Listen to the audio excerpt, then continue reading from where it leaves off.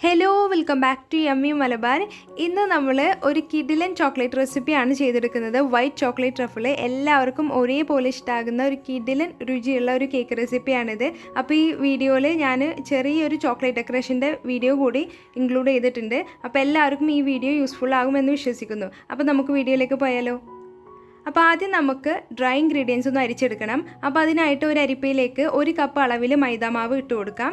അതിലേക്ക് ഒരു ടീസ്പൂൺ അളവിൽ ബേക്കിംഗ് പൗഡറും 1/4 ടീസ്പൂൺ അളവിൽ ബേക്കിംഗ് സോഡയും കൂടി ചേർത്തിട്ട് നന്നായിട്ടൊന്ന് അരിച്ചെടുക്കുക. പറ്റുവാണെങ്കിൽ ഒരു 2 തവണയൊക്കെ അരിച്ചെടുക്കുക.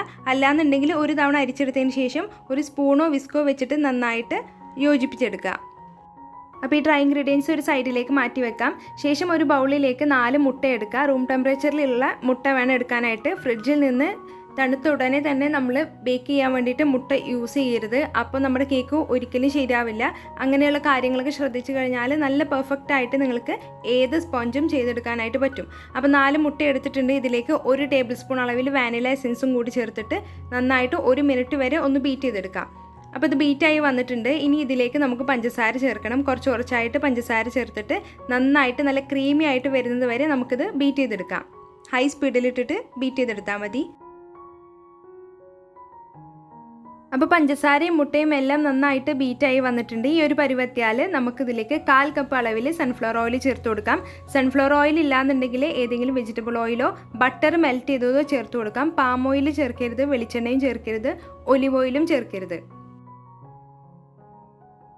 ഓയിൽ ചേർത്ത് കൊടുത്തതിന് ശേഷം ലോ സ്പീഡിലിട്ടിട്ട് നമുക്ക് ജസ്റ്റ് ഒന്ന് മിക്സ് ചെയ്തെടുത്താൽ മതി. അപ്പോൾ ഇതിവിടെ മിക്സ് ആയിട്ടുണ്ട്. ഇനി ഇതിലേക്ക് ഡ്രൈ ഇൻഗ്രീഡിയൻസ് കുറച്ചായിട്ട് ചേർത്തിട്ട് വീണ്ടും നന്നായിട്ട് മിക്സ് ചെയ്തെടുക്കാം. ഞാനിപ്പോൾ ഇത് ഇലക്ട്രിക് ബീറ്റർ വെച്ചിട്ട് തന്നെയാണ് മിക്സ് ചെയ്തെടുക്കുന്നത്. ഇതുപോലെ അങ്ങ് മിക്സ് ചെയ്തെടുത്താൽ മതി. ആദ്യം ജസ്റ്റ് ഒന്ന് ബീറ്റർ ഓൺ ചെയ്യാതെ മിക്സ് ചെയ്യുക. എന്നിട്ട് വളരെ ആദ്യത്തെ സ്പീഡിലിട്ടിട്ട് തന്നെ, അതായത് ലോ സ്പീഡിലിട്ടിട്ട് വേണം ഇത് മിക്സ് ചെയ്തെടുക്കാനായിട്ട്. ഹൈ സ്പീഡിലൊക്കെ ഇട്ട് ചെയ്ത് കഴിഞ്ഞാൽ നമ്മൾ ഈ ക്രിയേറ്റ് ചെയ്ത് വെച്ച ഈ ഫോം ഉണ്ടല്ലോ, മുട്ടയും പഞ്ചസാരയും ബീറ്റ് ചെയ്ത് വെച്ച് അതങ്ങ് താഴ്ന്നു പോകും. അപ്പോൾ കേക്ക് ഹാർഡായിട്ട് പോകും. അപ്പോൾ നിങ്ങൾ ബിഗിനർ ആണെങ്കിൽ ബീറ്റർ വെച്ച് ചെയ്യാതിരിക്കുന്നതാണ് നല്ലത്. പകരം ഒരു സ്പാച്ചുല വെച്ചിട്ട് മിക്സ് ചെയ്തെടുത്താൽ നന്നായിരിക്കും.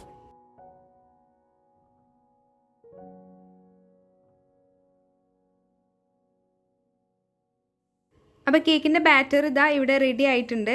ഇനി നമുക്ക് കേക്ക് ടിന്നിലോട്ട് മാറ്റാം. അപ്പോൾ ഞാനിവിടെ ഒരു 6 ഇഞ്ചിൻ്റെ കേക്ക് ടിന്ന് എടുത്തിട്ടുണ്ട്.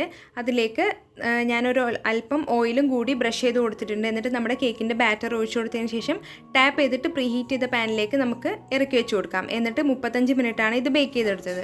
അപ്പോൾ കേക്ക് ബേക്ക് ആവുന്ന സമയം കൊണ്ട് നമുക്ക് ചോക്ലേറ്റ് ഡെക്കറേഷൻ ചെയ്യാം. അപ്പോൾ ഞാനിവിടെ വൈറ്റ് ചോക്ലേറ്റ് മെൽറ്റ് ചെയ്തിട്ട് ഇതുപോലൊരു നമുക്ക് കടയിൽ നിന്ന് മേടിക്കാൻ കിട്ടും നമ്മുടെ ചോക്ലേറ്റ് ഡെക്കറേറ്റ് ചെയ്യുന്ന ഗ്ലാസ് ഷീറ്റ്, അതിലേക്ക് ഞാൻ ഇതുപോലെ അങ്ങ് സ്പ്രെഡ് ചെയ്ത് കൊടുക്കുന്നുണ്ട്. ഇത് വളരെ ഈസി ആയിട്ടുള്ള ഒരു ചോക്ലേറ്റ് ഡെക്കറേഷനാണ്. അപ്പോൾ എനിക്ക് കമൻറ്റ് വന്നിട്ടുണ്ടായിരുന്നു ഈ ചോക്ലേറ്റ് മെൽറ്റ് ചെയ്യുന്ന വീഡിയോ ചെയ്യുമെന്ന് പറഞ്ഞിട്ട്. വൈകാതെ തന്നെ അപ്ലോഡ് ചെയ്യും ഓവൻ ഇല്ലാതെ ചോക്ലേറ്റ് മെൽറ്റ് ചെയ്യുന്ന വീഡിയോ. അപ്പോൾ നമ്മൾ ഇതുപോലെ അങ്ങ് സ്പ്രെഡ് ചെയ്ത് കൊടുത്തതിന് ശേഷം ഒരു സ്ക്രാപ്പർ വെച്ചിട്ട് ഇതിന് സൈഡൊക്കെ ഒന്ന് ക്ലീൻ ചെയ്ത് കൊടുക്കാം.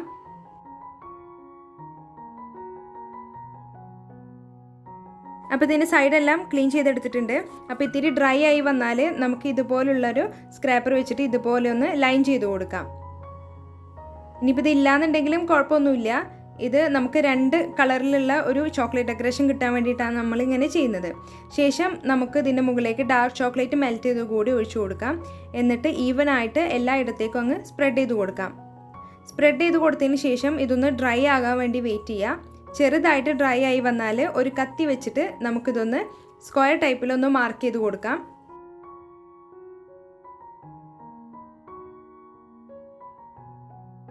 മാർക്ക് ചെയ്യുന്നതിന് മുമ്പ് സൈഡൊക്കെ ക്ലീൻ ചെയ്തെടുക്കാനായിട്ട് മറന്നു പോകരുത്. അപ്പോൾ ഇനി ഞാൻ ഇത് ഇത്തിരി ഒന്ന് സെറ്റായി ഹാഫായിട്ട് സെറ്റായി വന്നാൽ ഇതുപോലെ കത്തി വെച്ചിട്ട് നമുക്ക് ഇഷ്ടമുള്ള ഷേപ്പിലാക്കട്ടോ. അപ്പോൾ നിങ്ങളുടെ കയ്യിൽ കുക്കി കട്ടർ അങ്ങനെ എന്തെങ്കിലുമൊക്കെ ഉണ്ടെങ്കിൽ നിങ്ങൾക്ക് അത് വെച്ചിട്ട് റൗണ്ട് ഷേപ്പിലോ ഹാർട്ട് ഷേപ്പിലോ ഒക്കെ ആക്കിയെടുക്കാം. അപ്പോൾ നമ്മുടെ ഈ ചോക്ലേറ്റ് ഡ്രൈ ആയി വന്നാൽ നമുക്ക് ആ ഷേപ്പിൽ തന്നെ കിട്ടും. അപ്പോൾ ഞാൻ ഇതുപോലെ ചെയ്തെടുത്തതിന് ശേഷം ഒരു നോസിൽ വെച്ചിട്ട് ഇതുപോലെ റൗണ്ട് ആക്കിയിട്ടും ചെയ്യുന്നുണ്ട്. ഇത് കുറേ ചോക്ലേറ്റ് ഡെക്കറേഷൻ വീഡിയോസ് ഉണ്ട് യൂട്യൂബിൽ. അതൊന്ന് കണ്ടിട്ട് തന്നെയാണ് ഞാൻ ചെയ്തത്. ഞാൻ ഉമ്മീസ് കിച്ചൻ എന്ന് പറഞ്ഞ ചാനൽ നോക്കിയിട്ടാണ് ഈ ചോക്ലേറ്റ് ഡെക്കറേഷനൊക്കെ പഠിച്ചത്. അപ്പോൾ കണ്ടില്ലേ, നല്ല അടിപൊളിയായിട്ട് നമ്മളെ ചോക്ലേറ്റ് ഡെക്കറേഷൻ ഇവിടെ റെഡി ആയിട്ടുണ്ട്. അപ്പോൾ ഞാനിത് കുറച്ച് കൂടുതൽ ഉണ്ടാക്കി കഴിഞ്ഞാൽ നമുക്ക് കേക്കിൻ്റെ ഓർഡേഴ്സൊക്കെ വരുമ്പം പെട്ടെന്ന് നമുക്ക് വെച്ച് കൊടുക്കാനൊക്കെ ഇത് യൂസ്ഫുൾ ആകും. അടുത്തതായി വൈറ്റ് ചോക്ലേറ്റ് ഗനാഷ് ചെയ്തെടുക്കാം. അപ്പോൾ അതിനായിട്ട് വൈറ്റ് ചോക്ലേറ്റ് മെൽറ്റ് ചെയ്ത് അതേ പാനിലേക്ക് തന്നെ ഞാൻ 1/2 കപ്പ് അളവിൽ വിപ്പിംഗ് ക്രീമും പിന്നെ വൈറ്റ് ചോക്ലേറ്റും കൂടി ഇട്ടിട്ട് ഒന്ന് മെൽറ്റ് ചെയ്തിട്ട് മാറ്റി വെക്കുകയാണ്. ഇനി അടുത്തതായിട്ട് നമുക്ക് ക്രീം വിപ്പ് ചെയ്തെടുക്കണം. അപ്പോൾ അതിനായിട്ട് ഞാനിവിടെ 1.5 കപ്പ് അളവിൽ വിപ്പിംഗ് ക്രീം എടുത്തിട്ടുണ്ട്. ഞാനിവിടെ യൂസ് ചെയ്യുന്ന ക്രീം ഫിയോണ വിപ്പിംഗ് ക്രീമാണ്. അത് നമുക്ക് നന്നായിട്ട് ഒന്ന് ബീറ്റ് ചെയ്തെടുക്കാം. നല്ല സ്റ്റിഫ് പീസായി വരുന്നത് വരെ ബീറ്റ് ചെയ്തെടുക്കാം. അപ്പോൾ ഇതാ നമ്മുടെ ക്രീമും ഇവിടെ റെഡി ആയിട്ടുണ്ട്. അപ്പോഴേക്കും നമ്മുടെ കേക്ക് ഇവിടെ പെർഫെക്റ്റ് ആയിട്ട് ബേക്കായി വന്നിട്ടുണ്ട്. അപ്പോൾ ഇനി നമുക്ക് ഒരു ടൂത്ത് പിക്കോ സ്ക്യൂറോ എന്തെങ്കിലും വെച്ചിട്ട് കുത്തി നോക്കുക. കണ്ടില്ലേ, നല്ല ക്ലീൻ ആയിട്ടാണ് വന്നിട്ടുള്ളത്. ഇനി നമുക്ക് ഈ കേക്ക് ടിന്നിൽ നിന്ന് ഇത് മാറ്റിയതിന് ശേഷം 3 ലെയറായിട്ട് കട്ട് ചെയ്ത് മാറ്റാം. അപ്പോൾ ഞാനിവിടെ കേക്ക് ഇവിടെ ഐസിങ് ചെയ്ത് തുടങ്ങാൻ പോവുകയാണ്. അപ്പോൾ അതിനായിട്ട് ഞാൻ ആദ്യത്തെ ലെയർ വെച്ച് കൊടുത്തതിന് ശേഷം ഷുഗർ സിറപ്പ് കൊണ്ട് നന്നായിട്ട് വെറ്റ് ചെയ്ത് കൊടുക്കുന്നുണ്ട്.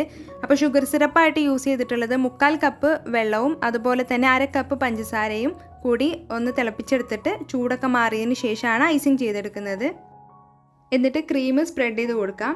ശേഷം അടുത്ത ലെയർ കേക്ക് വെച്ച് കൊടുക്കുക. ഷുഗർ സിറപ്പ് കൊണ്ട് വെറ്റ് ചെയ്ത് കൊടുക്കുക. ക്രീം സ്പ്രെഡ് ചെയ്ത് കൊടുക്കുക. അങ്ങനെ ഓരോ ലെയറും നമുക്ക് ചെയ്തെടുക്കണം. അപ്പോൾ ഷുഗർ സിറപ്പ് ചെയ്തെടുക്കുമ്പം എനിക്ക് സാധാ വെള്ളത്തിൽ ആദ്യം ഞാൻ സാധാ നോർമൽ വാട്ടറിലാണ് ചെയ്തെടുത്തിരുന്നത്. പക്ഷെ അതിനേക്കാളും എന്തുകൊണ്ടും നല്ലത് വെള്ളം ഒന്ന് തിളപ്പിച്ച് നന്നായിട്ട് പഞ്ചസാര ഇട്ട് നന്നായിട്ട് തിളപ്പിച്ചതിന് ശേഷം അതിൻ്റെ ചൂടൊക്കെ മാറിയിട്ട് ഫ്രിഡ്ജിൽ സൂക്ഷിച്ചിട്ട് നമ്മൾ വെറ്റ് ചെയ്ത് കൊടുക്കാൻ യൂസ് ചെയ്താൽ കേക്കിന് പ്രത്യേക ടേസ്റ്റ് കിട്ടുന്ന പോലെ എനിക്ക് തോന്നിയിട്ടുണ്ട്. അപ്പോൾ നിങ്ങൾ ഇങ്ങനെ ട്രൈ ചെയ്ത് നോക്കിയില്ലെങ്കിൽ അങ്ങനെ ഒന്ന് ട്രൈ ചെയ്ത് നോക്കട്ടോ.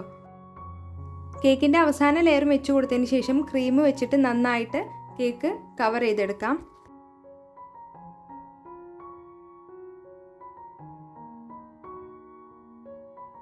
അപ്പോൾ കേക്ക് നന്നായിട്ട് ക്രം കോട്ട് ചെയ്തെടുത്തിട്ടുണ്ട്. ഇനി ഞാൻ ഇത് ഫ്രീസറിൽ ഒരു 10 മിനിറ്റ് ഇത് സൂക്ഷിക്കാൻ പോവുകയാണ്. അപ്പോഴേക്കും ഇതിലുള്ള ക്രംസ് എല്ലാം സെറ്റായിട്ട് നല്ല പെർഫെക്റ്റ് ആയിട്ട് നമുക്ക് ഐസിങ് ചെയ്തെടുക്കാനായിട്ട് പറ്റും. അപ്പോൾ ഇതാ 10 മിനിറ്റ് കഴിഞ്ഞിട്ടുണ്ട്. ഞാൻ ഫ്രിഡ്ജിൽ നിന്ന് നമ്മുടെ കേക്ക് എടുത്തിട്ടുണ്ട്. ഇനി നമുക്ക് ക്രീം വെച്ചിട്ട് മുഴുവനായിട്ട് കവർ ചെയ്തെടുക്കാം. അപ്പോൾ നിങ്ങൾ ബിഗിനർ ആണെങ്കിൽ ഉറപ്പായിട്ടും നിങ്ങൾ ക്രംസ് ഒക്കെ കേക്കിൻ്റെ മുകളിൽ വരാതിരിക്കാൻ വേണ്ടിയിട്ട് നിങ്ങൾ ഇതുപോലെ ക്രം കോട്ട് ചെയ്തെടുക്കുന്നത് നന്നായിരിക്കും. ക്രം കോട്ട് ചെയ്തതിന് ശേഷം ഫ്രീസറിൽ തന്നെ സൂക്ഷിക്കുക. അപ്പോൾ പെട്ടെന്ന് തന്നെ നമുക്കത് സെറ്റായിട്ടും കിട്ടും.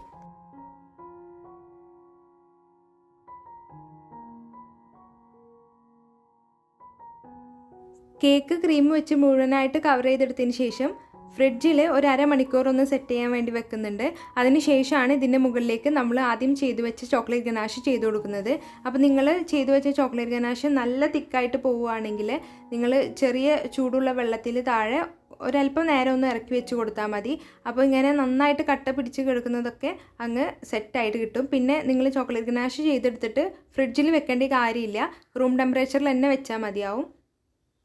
അപ്പോൾ ഇതാ ഞാൻ വൈറ്റ് ചോക്ലേറ്റ് വെച്ചിട്ട് മുഴുവനായിട്ടൊന്ന് സ്പ്രെഡ് ചെയ്ത് കൊടുത്തിട്ടുണ്ട്. പാലറ്റ് നൈഫ് യൂസ് ചെയ്യുമ്പോൾ പതിയെ സ്പ്രെഡ് ചെയ്ത് കൊടുക്കാനായിട്ട് ശ്രദ്ധിക്കണം. ഓവറായിട്ട് നമ്മൾ ബലം പ്രയോഗിച്ച് കഴിഞ്ഞാൽ അതിലുള്ള ക്രീമും എല്ലാം കൂടി മിക്സായിട്ട് സൈഡൊന്നും ഒട്ടും പെർഫെക്ഷനായിട്ട് നമുക്ക് കിട്ടില്ല. അപ്പോൾ നമ്മുടെ കേക്ക് ഇവിടെ റെഡി ആയിട്ടുണ്ട്. നമ്മൾ ആദ്യം ചെയ്ത് വെച്ച് നമ്മുടെ ചോക്ലേറ്റ് ഡെക്കറേഷനും കൂടി വെച്ച് കൊടുക്കുന്നുണ്ട്. പിന്നെ ഈ വേഫിൾ സ്റ്റിക്ക് ഞാൻ കടയിൽ നിന്ന് വാങ്ങിച്ചതാണ്. അപ്പോൾ ഇത്രയേ ഉള്ളൂ നമ്മുടെ ഇന്നത്തെ കേക്ക് റെസിപ്പി. എല്ലാവർക്കും ഇഷ്ടമായി എന്ന് വിശ്വസിക്കുന്നു. അപ്പോൾ ഞാൻ സൈഡിൽ കൂടി ബോർഡർ വരച്ചു കൊടുക്കുന്നുണ്ട്. പിന്നെ അതുപോലെ തന്നെ ചോക്ലേറ്റ് ഡെക്കറേഷനും കൂടി വെച്ച് കൊടുക്കുന്നുണ്ട്. അപ്പോൾ എല്ലാവർക്കും ഇന്നത്തെ വീഡിയോ ഇഷ്ടമായി എന്ന് വിശ്വസിക്കുന്നു. വീഡിയോ ഇഷ്ടമായാൽ എല്ലാവരും ഒന്ന് ലൈക്ക് ചെയ്യുക, ഷെയർ ചെയ്യുക. പിന്നെ ചാനൽ ഇതുവരെ സബ്സ്ക്രൈബ് ചെയ്യാതെ കാണുന്നവരുണ്ടെങ്കിൽ സബ്സ്ക്രൈബ് ചെയ്ത് സപ്പോർട്ട് ചെയ്യുക. താങ്ക്